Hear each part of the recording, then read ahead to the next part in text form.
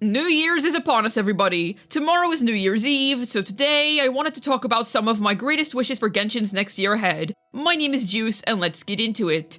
Okay, so I can't believe that we genuinely exist in a timeline where I have to put a Wriothesely Re-run on my New Year's wish list, but hey man, he released once, he came out once this year, and he just hasn't been back. So one of the biggest things that I'm looking forward to is when this guy comes back. I really like him, I love his kit, I love his playstyle, I love him in the story, just great character. The thing is, I was going to get him the first time. The only reason I didn't is because I was saving for my C6R1 for Rena, and I almost did cave for him, to be fair, because he's just so cool. He's everything I look for in a character. Awesome unit. He's Cryo. I know that for most people that's a huge negative, but I'm a Cryo connoisseur, so that's a huge plus to me. And he just...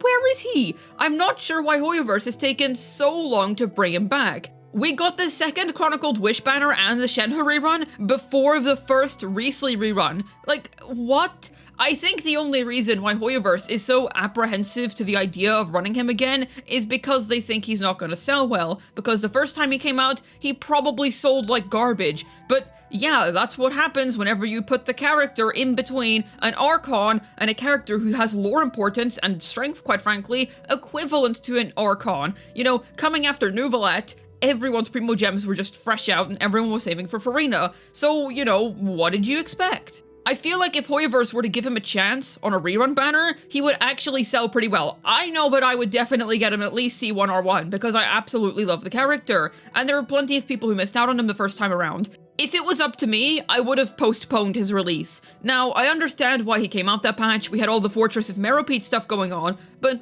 the way I see it is that they postponed some pretty popular characters until way later on. We only got like Clorox Bleach in, I think she was 4.7, and then Arlecchino in 4.6. We had to wait till the latter half of the Fontaine patch cycle to get those really popular characters, so I don't really see what the problem would have been with taking Wriothesely and then slotting him in around 4.5 when Shiori came out. That would have made that patch so much more interesting, because I believe that 4.5 was quite a dead patch. Put Shiori on the second half, she wasn't that popular anyway, and then have Wriothesely be on the first half, and it would have sold so much better, just in my opinion. Sandwiching him in between two mega popular limited characters was just a terrible idea, because he's quite liked. I haven't seen any strong distaste towards the guy or anything, so Hoyoverse, please, in 2025, rerun Wriothesely. It could just be that they're trying to build up artificial hype. Do any older players here remember when Kazuha, he came out in 1.6 and he didn't come back until 2.8, and every time all the comments after a banner reveal livestream would be, okay cool, when's the Kazuha rerun, when's the Kazuha rerun,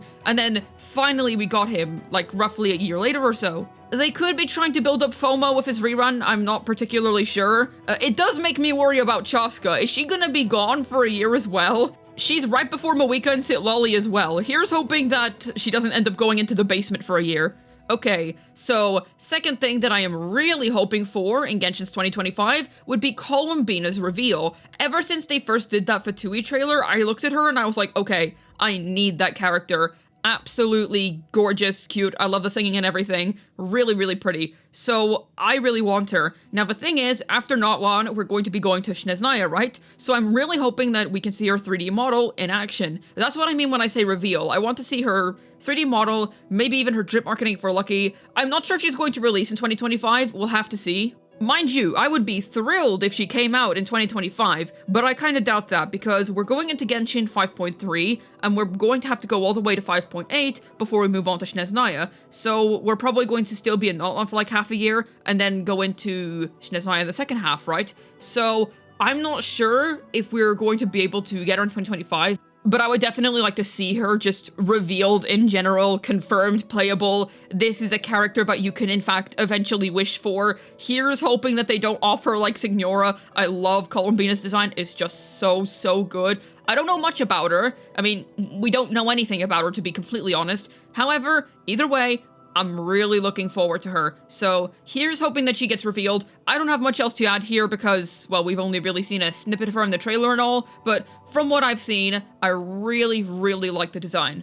Okay, so the next thing that I really want in Genshin's 2025, it's just copium. It's not happening. I know it's not happening. However, they did add the Imaginarium Theater, so Genshin, they're not open to changing the Abyss, but they're open to adding other endgame modes, right? Well, you know what I would like them to add? So, I have become quite the ZZZ fan in recent times, and they recently added in this game mode where you need 3 teams for it, well technically you only need 2, but whatever, and you fight these really souped up versions of weekly bosses. And you have to pick individual teams, and whenever you use characters on one boss, you can't use those same characters on another boss node, and it's really, really fun. I absolutely love it. I think it's a really cool game mode. It takes the weekly bosses, puts them into an endgame format, and it's just a really fun challenge, and it calculates the points kind of like Pure Fiction in Honkai Star Rail.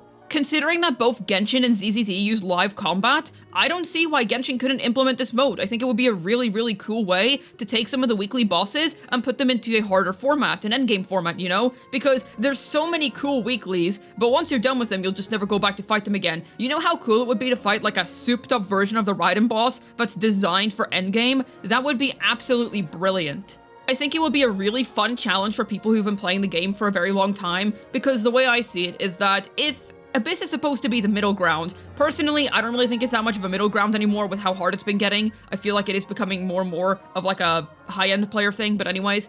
Imaginarium Theater is supposed to be the easy thing for newer players, then add in this endgame from ZZZ for older players too. And considering how Imaginarium Theater already begs you to have so many characters built, the 3 teams requirement really wouldn't be that bad, because by the time that you're already built up enough to go and take on that game mode, you would probably have the 3 teams to take it on. Now, in ZZZ, the way they do it is that there's boss weaknesses that you really want to follow in order to make your time a bit easier against them, so they could implement something like that in Genshin too. I don't actually see why they couldn't, because there's already an elemental system. Literally just add in like Vaporize weakness, Melt weakness, Freeze weakness even if they want to get experimental, you know? So there's absolutely a lot that they could do here, and it would work just as well in Genshin. It would work just as well in Genshin. I really don't see why it wouldn't. So that is a big wish of mine. It's not happening.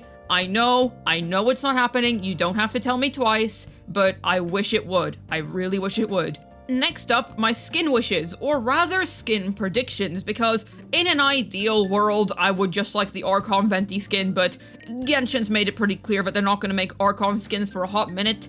But I would say that if we look at the patterns from the previous 5-star skins, they usually take an older character that most people have that doesn't honestly see a lot of use anymore, and they give them a skin. And then they'll take a random 4-star, typically a pretty good one that sees general use, and give them a skin. So for the 5-star, I'm going to say an Albedo skin. Now the thing is, I already really like Albedo's original design. I don't even think you can improve upon it, but the main reason as to why I would want them to make an Albedo skin is simple. It would be an amazing model update. There was plenty of bad to say about Diluc's original skin, then his new one came along, and everyone loved it because it really updated the quality of his model. And then there's also subtle things, like in Ganya's new skin, her hair is like a little bit more animated compared to her original model. So in that way, Hoyo was able to use skins as a method to power creep the quality of their old models. Now Albedo's a character design where I'm like, listen, if he looked like this, I'm telling you, he would look so good. He would be so simpable and everything. But this 3D model just really ruins it for me. Like, I'm sorry. I do like the character. I still think it looks good, but I wish it looked a bit better and looked a bit closer to this.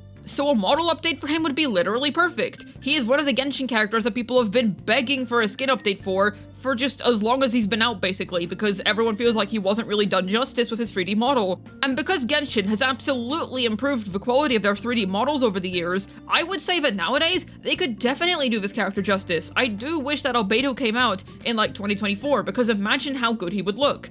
But hey, skins are here to save a day, so here's hoping for the best. Hey man, if Diluc's hair could get fixed, I don't see why Albedo's hair couldn't get fixed. Then you got Bennett. So the reason I'm picking Bennett is more or less out of a process of elimination, because here's the thing, right? We got Xingqiu skin, we got official skin, like, they give us skins for the good 4-stars because they know that people use them. I think a Bennett skin would make a whole lot of sense. Everyone would be using it if it looked cool. It's just a big opportunity for Genshin to give out a free skin that everyone's going to like. Like the Xingqiu skin, I thought that was a really good skin. I use it myself on my own Xingqiu. I think it looks really neat. I like the official skin. So personally, I think he's the most realistic next 4-star skin for us to get. Also, some more attention to Mondstadt characters would be greatly appreciated. So yeah, I don't necessarily, like, really die hard want a Bennett skin or anything. I just think that it would be very realistic, and it would also just be cool to have if it ends up looking good.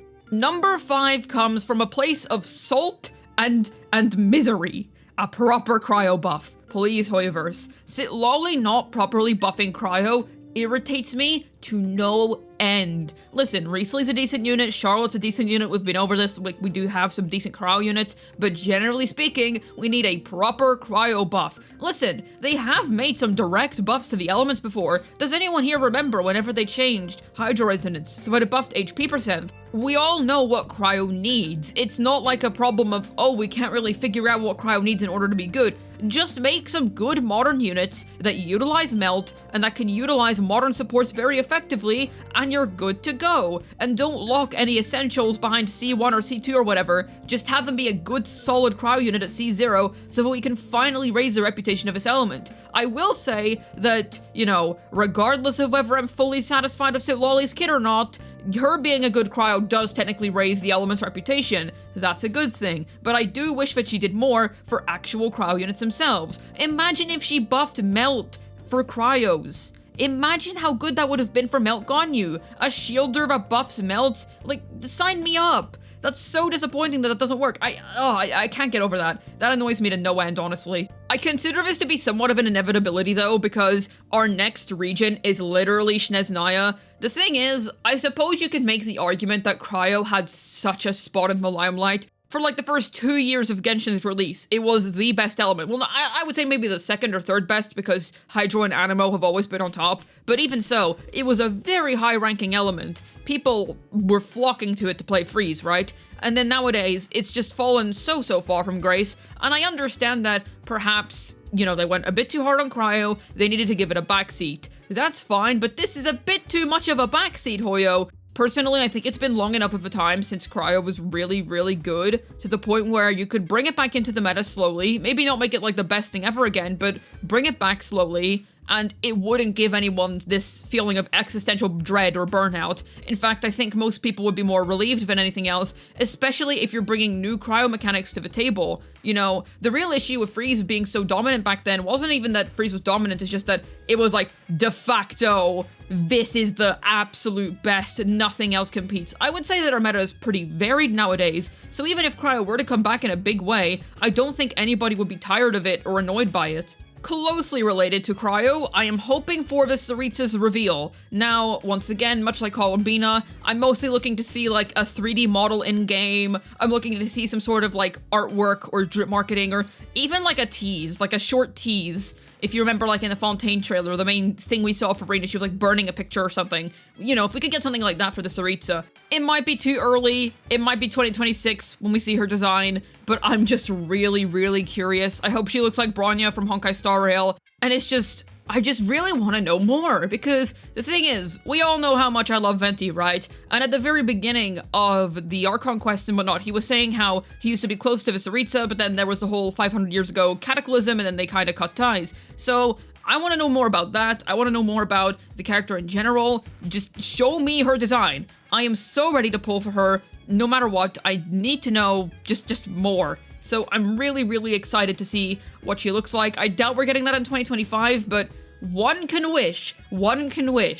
Next up, I would like some more Mondstadt characters. Mondstadt as a region feels like it's just been really neglected, and I understand this just seems to be sort of Hoyo's thing. They'll take the first region of their game, you know, here's your starter quest, then you just move on. Zila is still our only Bellabog 5-star Honkai Star Rail. We haven't been back to Mondstadt in like forever, even as part of like an event or something. So please, can we get some more Mondstadt characters? It never gets any attention. Now, I'm thinking that they're probably saving all the Mondstadt stuff for Venti Second Story Quest Copium, for Varka Copium, for Alice Copium, but I would also like some more Mondstadt attention that isn't always tied to Alice. Can we just get some more Mondstadt attention in general? Now, I will say we always do get to see some of the Mondstadt characters after the summer events. That's quite nice. However, I would like to see Venti at these more. Get him involved. Like, he was a little bit involved in 2.8, but can he actually come with us for once? And I would like some more Mondstadt limited 5-star characters, not just 4 stars.